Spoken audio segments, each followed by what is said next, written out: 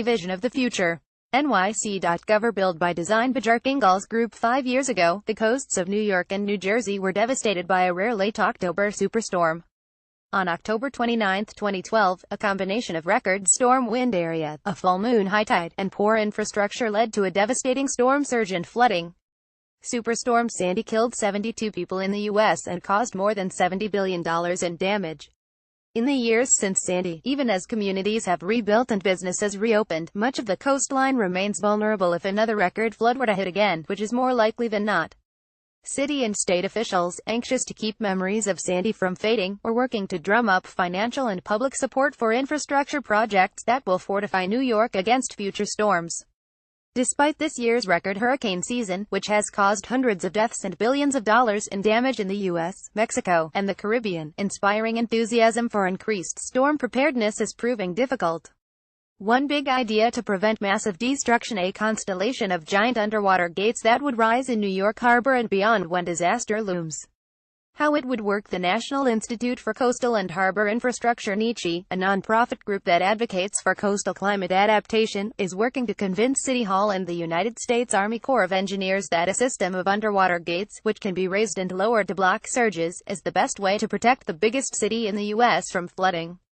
The UK and Netherlands use similar systems: the Thames Barrier in London and Maaslandkering in Rotterdam.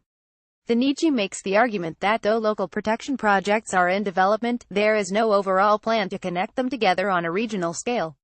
Outer harbor and coastal storm surge barriers could protect all 5 boroughs of New York City, including its 2 major airports, as well as many parts of Long Island and northern New Jersey. If barriers like these were in place prior to Sandy, the group says there would have been no flooding in most of the region.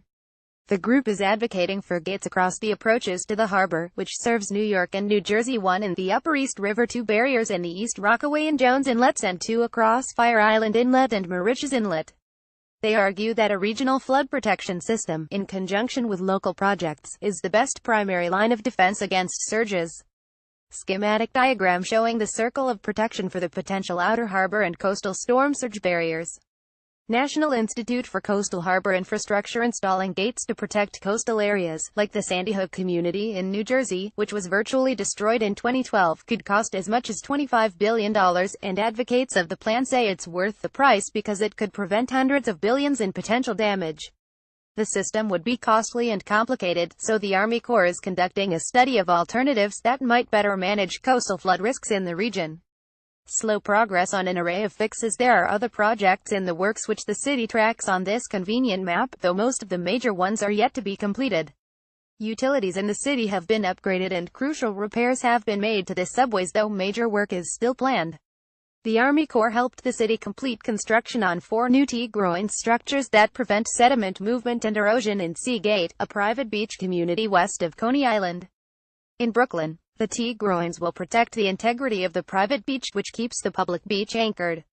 The Lower Manhattan Coastal Resiliency Plan, not yet funded.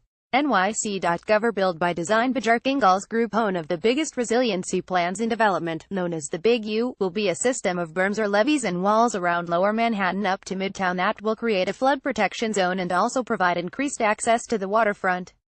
The project is split into 2 parts. The East Side Coastal Resiliency Project, pictured at the top of this post, is in the final design phase, with construction slated for 2019, and concepts for the Lower Manhattan Coastal Resiliency Project are still being looked at, with construction estimated for 2020. The U.S. Department of Housing and Urban Development awarded the Bjarke Ingels Group, which came up with the idea, $335 million as part of its Rebuild by Design competition.